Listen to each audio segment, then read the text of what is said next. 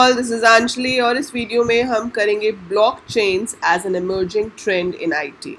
So as we've done many of the emerging trends like AI, cloud computing, grid computing, then we did how your Internet of Things work and everything. So there is another emerging trend which you have to study as a student of class 11th IP, and in your syllabus you have blockchains as the last emerging trend which you need to study.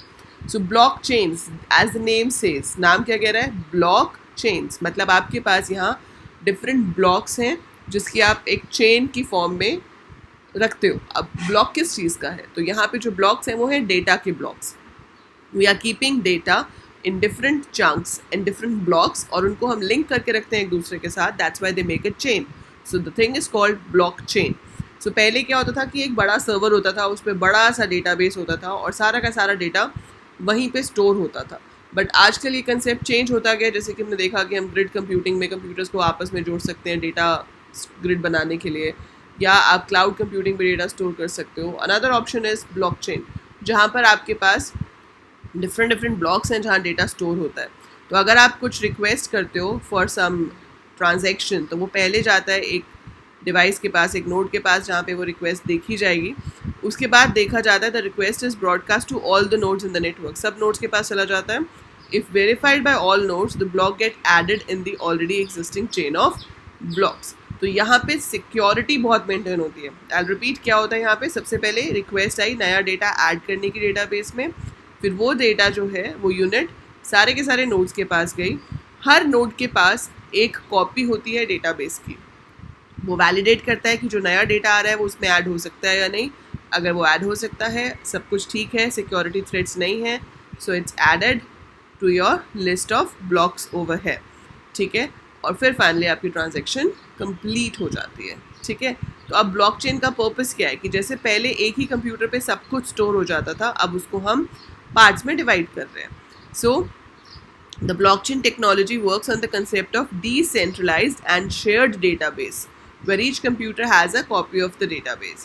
So a block can be thought as a secure chunk of data or one valid transaction. Her block के पास अपना एक header है और address होता है next block का. Such blocks form a chain and that's why we call it a blockchain. ठीक है.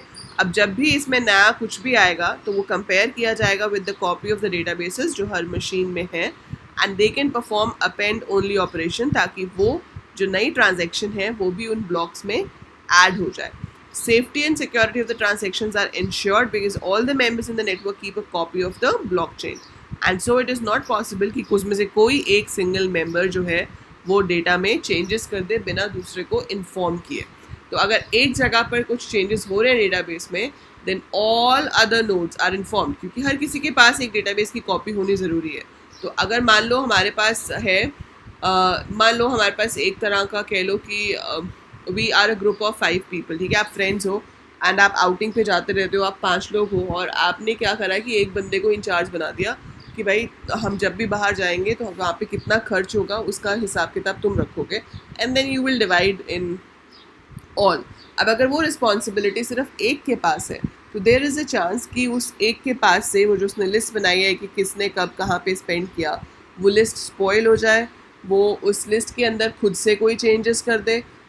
यू नेवर नो, मतलब हो सकता है द पर्सन गेट्स डिसऑनेस्ट और वो उसमें खुद से कोई चेंजेस कर दे, तो दूसरे को कभी पता ही नहीं चलेगा कि ये डेटा जो है वो करप्ट हो गया है, या अगर वो डेटा लॉस्ट हो गया तो उसको वापस ला ही नहीं पाएंगे.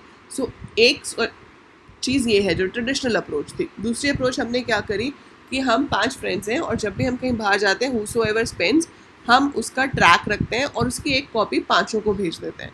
तो जब भी कोई बंदा ट्रैक रखेगा जिसके पास भी नई ट्रांजैक्शन आएगी, वो उस ट्रांजैक्शन को एग्जिस्टिंग डेटाबेस में ऐड करेगा और उसकी जो फ्रेश कॉपी है वो सबके पास भेज देगा.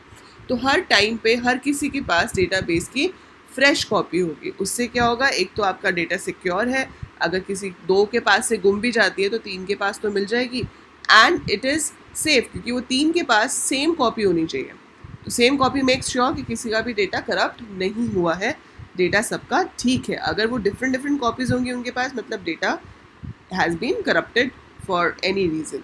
तो वही चीज़ हम यहाँ कंप्यूटर्स में कर रहे हैं कि एज ह्यूमन बीइंग तो हमने ऐसे डिवाइड किया, ऐसे ही कंप्यूटर्स में भी डेटा डिवाइड होता है और हर अपडेट के बाद उसकी कॉपी सारे नोट्स के साथ शेयर होती है, ताकि आपके पास लेटेस्ट कॉपी हर नोड के पास अवेलेबल हो. So most popular application of blockchain technology is the digital currency. आपने सुना होगा बिटकॉइंस एंड ऑल. सो बहुत सारी चीज़ें हैं जो डिजिटल करेंसी में आती हैं. उसको मैनेज करने के लिए ब्लॉकचेन्स यूज़ होता है, बिकॉज इट मेक्स श्योर कि सिस्टम ट्रांसपेरेंट हो, अकाउंटेबल हो, एफिशिएंट हो. बाकी इसको और भी काफ़ी जगह पे यूज़ कर सकते हैं, जैसे कि हेल्थ केयर सिस्टम्स में यूज़ हो सकता है. जब भी किसी के पास कोई नए सिम्टम्स और उस सिम्टम से रिलेटेड नई डिजीज़ आती है, हम उसे डेटाबेस में अपडेट कर सकते हैं. वो सबके पास अपडेट हो जाएगा, ताकि जब भी किसी को उसमें कुछ चेक करना हो, सिम्टम्स डाल के डायग्नोस हो जाए और फिर उसके ट्रीटमेंट्स की लिस्ट भी आ जाए. लाइक पहले एक डिज़ीज़ का एक ट्रीटमेंट था, बट किसी और डॉक्टर ने कुछ और ट्रीटमेंट फाइंड आउट किया. अब जैसे कोरोना ही है, सो कोविड-19 के जैसे आपके पास केसेस हैं, अब उसका अगर डेटा हम ब्लॉकचेन की हेल्प से स्टोर करते हैं. सो अगर किसी भी कंट्री में उसका एक नया सॉल्यूशन निकलता है, नया ट्रीटमेंट निकलता है, तो वो जब उसे अपडेट करेंगे तो वो अपडेट बाकी सब कंट्रीज़ के पास पहुंच जाएगा. सो डेटा जो है वो सबके पास अपडेटेड रहेगा हमेशा. So that helps people to get the latest data in lesser time. So वो इसमें इम्पॉर्टेंट है. बल्कि इसमें थोड़ी सी प्रॉब्लम ये होती है about the ownership of the data, क्योंकि कौन अपडेट कर रहा है और वो उस पर कॉपीराइट अगर करना चाहता है, सो वहाँ पे थोड़े से इश्यूज क्रिएट हो जाते हैं ब्लॉकचेन में कभी कभी. But otherwise blockchain is a very effective tool to make sure that your data is spreaded as well as it is authenticated. तो हमेशा जब भी अपडेट होता है, चेक होता है कि डेटा ऑथेंटिकेटेड है या नहीं, वैलिड है या नहीं, एंड डेटा हमेशा सिक्योर रहता है कि अगर 2-3 कंप्यूटर ख़राब भी हो गए तब भी आपको आपका ओरिजिनल डेटा मिल जाएगा कि वो क्या था. So there are different fields, सारी जगह पे यूज़ हो सकता है. It can be use in diverse sectors such as banking, media, telecom, travel, hospitality. So वो जो भी आप सोच सकते हो, schools, colleges. So it depends कि हम किस पर्पज़ के लिए यूज़ कर रहे हैं. जहाँ पर हमें ये चाहिए कि मल्टीपल सिस्टम स्टोर करें और जहाँ पे भी नया अपडेट हो तो उसके अकॉर्डिंगली डेटा हम सब जगह पर अपडेट होता रहे. So that is blockchain. ठीक है. सो ये आ गई आपकी पूरी समरी. इसके नोट्स का लिंक मैं ऑलरेडी आपके साथ शेयर कर चुकी हूँ, तो आप वहाँ से पूरी की पूरी PDF डाउनलोड कर सकते हो.